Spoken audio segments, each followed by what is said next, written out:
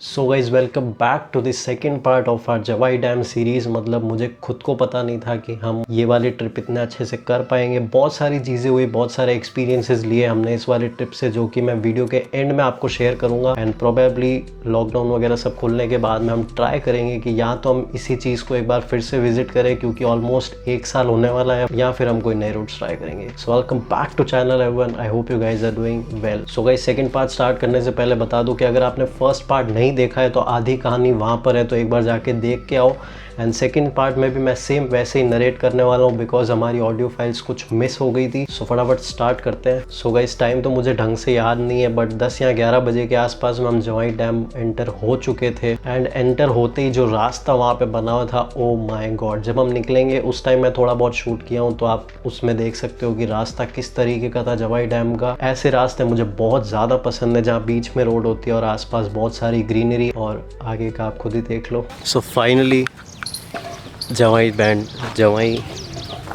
बांध पहुंच गए। ये खड़ी बाइक्स पीछे पार्किंग में लगा दी है। वहाँ अंदर की साइड में वहाँ पे रास्ता है जाने का, गेट है, मेन गेट, वहीं से बताता हूँ। सो फाइनली जवाई बांध पहुँच गए। कैसा लगा भैया, राइड कैसी थी? मेरे बम से एकदम से सुन पड़ गए हैं।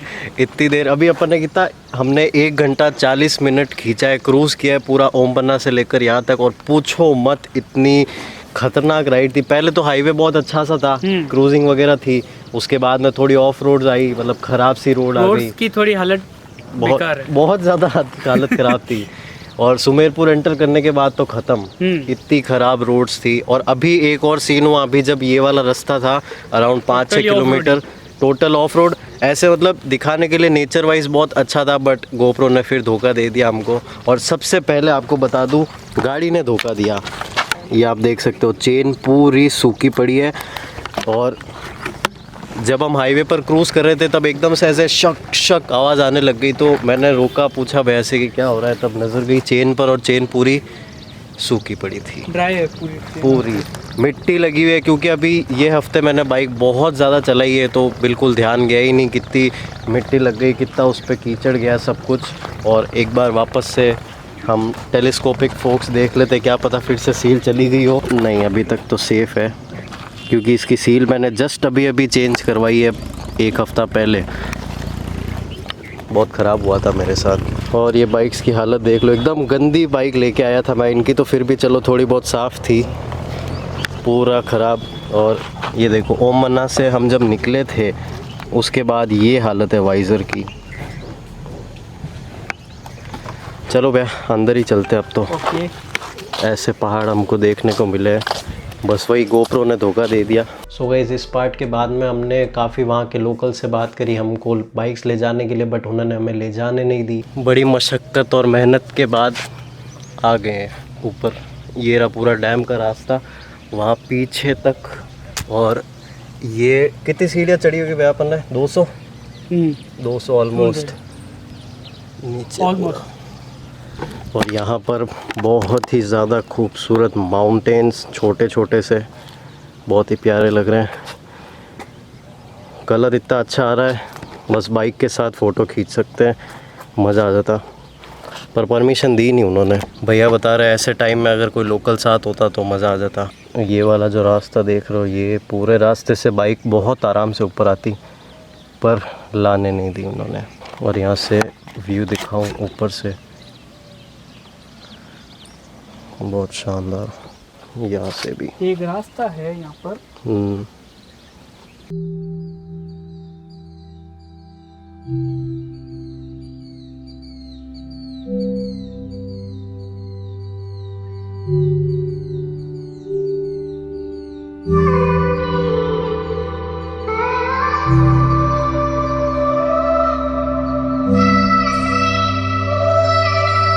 इस इस वाले सीन के बाद हम उसी रोड पर मतलब जवाई डैम के एकदम टॉप पे सीढ़ियों के ऊपर तक काफ़ी देर तक बैठे रहे। ऑलमोस्ट आधा घंटा वहाँ पे हमने कुछ फ़ोटोज़ क्लिक करी, कुछ मेमोरीज़ क्रिएट करी, कुछ वीडियोज़ लिए। वहाँ पे कुछ लोग और भी आए थे, उनसे भी थोड़ी बहुत बातचीत करी, वहाँ के बारे में पूछा, पता लगाया। एंड देन हम वापस नीचे उतरे। एंड नीचे उतरते ही जवाई डैम का जो मेन गेट था उसके बाहर में ही एक छोटी सी स्टॉल थी जहाँ पे हमने थोड़ा बहुत कुछ खा लिया था। Mountain Dew chips and all, biscuit वगैरह, ये सारी चीज़ें। बिकॉज ब्रेकफास्ट हम करके आए थे तो हमें ज़्यादा भूख लगी नहीं थी, बट क्योंकि माइंड बहुत ज़्यादा थक चुका था इतनी ज़्यादा देर राइड करके। गाइज जो नॉर्मल किलोमीटर्स होते हैं हमने उससे कुछ ज़्यादा ही कर दिया था, क्योंकि हम बीच में गुम भी हो चुके थे कई बार। तो थोड़ा सा माउंटेन ड्यू थोड़ा सा चिल किया हमने वहाँ पे बैठ के। तो ऑलमोस्ट जवाई डैम एंटर होने के बाद में हम वहाँ पे 1.5 या पौने 2 घंटे बैठे होंगे ऑलमोस्ट। और उसके बाद पूरा रेडी होके वहाँ से निकले। एंड तब आप यहाँ पर देख पा रहे ये वाला रास्ता, मुझे इस टाइप के रास्ते बहुत ज़्यादा पसंद है जिनके आसपास में ग्रीनरी होती है और पूरे रास्ते एकदम क्लीन होते हैं। तो वहीं पर ये पहाड़ हमें दिख गए थे और इन पहाड़ों के साइड में बैठ के हमने थोड़ी बहुत फ़ोटोज़ क्लिक करी, जो कि आप स्क्रीन पर देख पा रहे हैं। फिर गाइस जैसे ही हम वहाँ से निकले तब मुझे लग ही रहा था कि हम कोई ना कोई गलत रास्ता ले रहे हैं। एंड वहीं हमने एक गलत गली पकड़ ली। थोड़ा सा आगे जाने के बाद मुझे रियलाइज़ हो गया था कि ये वो रास्ता नहीं है। तो मैंने भैया को बोल के वापस गाड़ी घुमाई एंड हम सही रास्ते पे गए।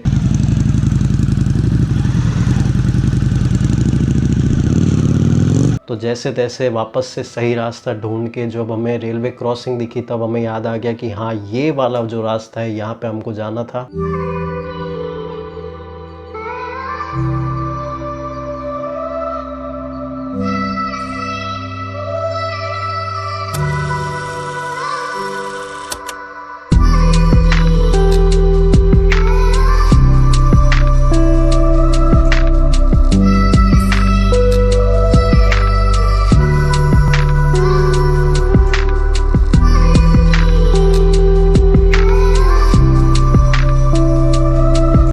देखते ही देखते हमने हाईवे टच कर दिया। एंड हाईवे टच करते ही आपको तो पता ही है हमारी जो बाइक है वो हवा से बातें करती है। तो हम काफ़ी आगे आ चुके थे, तो मैंने सोचा चलो फ़ोटोज़ निकाल लेता हूँ, तब तक शादाब भैया भी आ जाएंगे।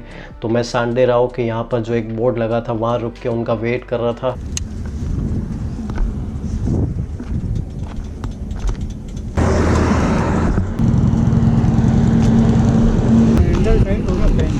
ज़्यादा हो गया क्या? तभी तो मैं 100 से ऊपर पका नहीं रहा हूँ।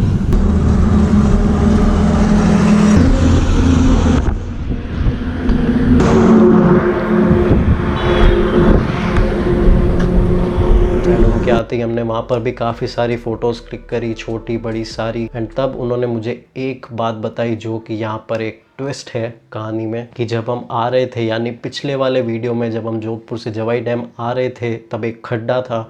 उस खड्डे पे से उनकी गाड़ी ने मारा जंप, थोड़ा सा ही, बट क्योंकि वो एक क्रूज़र बाइक है वो इन सारी चीज़ों के लिए नहीं बनी है, जंप वम्प के लिए, इसलिए उसका जो हैंडल है वो थोड़ा सा टाइट हो गया था। जो कोन सेट होता है, जो टी होते हैं, उनमें थोड़ी बहुत ब्रेकेज आ जाती है, थोड़ा डैमेज हो जाता है। एंड उनका कहना था कि वो इतना ज़्यादा टाइट हो गया कि अगर हम उसको इस तरीके से मोड़ रहे तो वो इतना भी नहीं मुड़ पा रहा है, बहुत मुश्किल से वो चला रहे थे। तो हमने सोचा चलो ठीक है थोड़ा सा आगे चलते हैं, देखते कहीं पर कुछ मैकेनिक या कुछ मिलेगा तो हम वहाँ पर करवा लेंगे।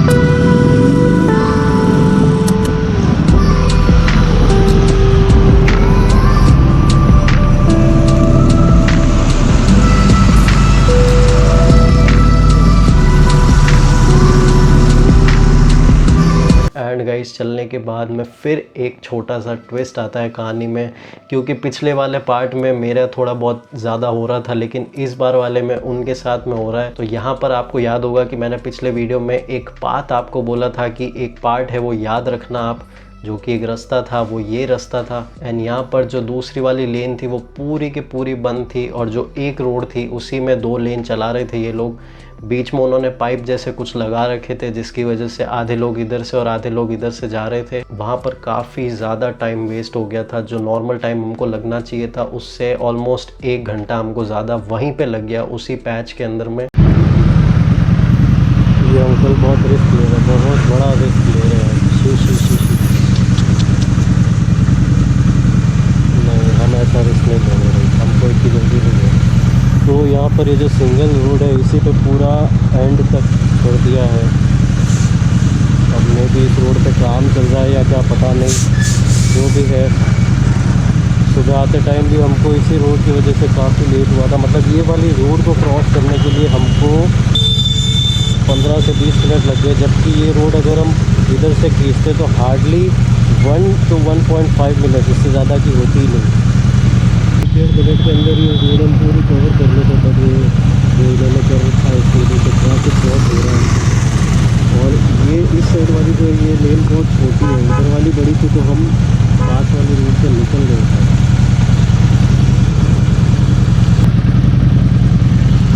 रास्ता खाली है, चले चले।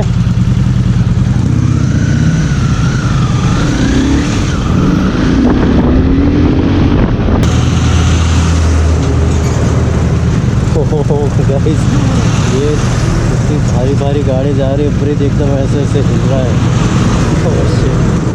वैसे मुझे आगे खाली स्पॉट दिख रहा है और वहाँ पर जाके रोक सकते हैं। एक्चुअली सब यही कर रहे हैं, बीच बीच में से निकल के आगे जा रहे हैं। चलो, बाइक तो कहीं भी जा सकती है, कार नहीं जा पाएगी।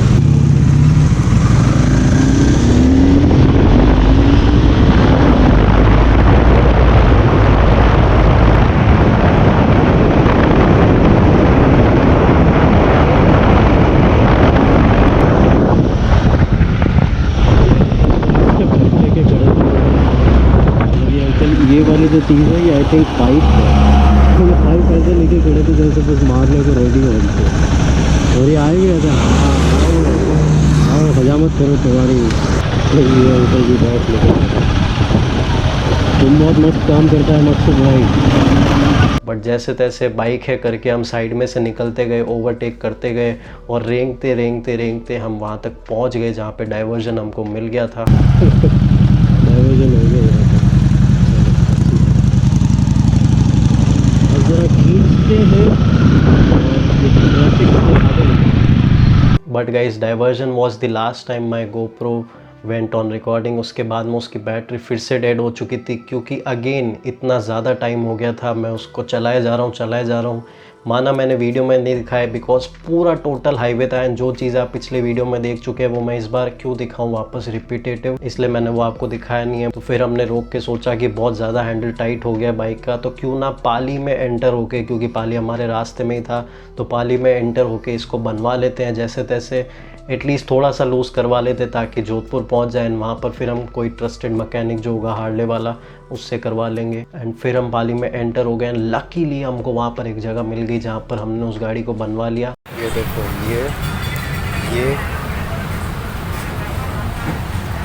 हेलमेट के ऊपर ये, यहाँ पर और इस पर भी।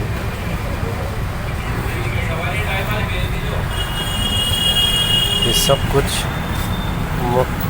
ये सारी बटरफ्लाइज है जो मर गई थी जिनका कत्ल कर दिया हमने। और यहाँ पर इस बाइक को वापस रिपेयर करवा रहे हैं। इसमें थोड़ी हैंडल में स्टीयरिंग में तकलीफ आ गई थी, थोड़ी सी बहुत भारी सा हो गया था।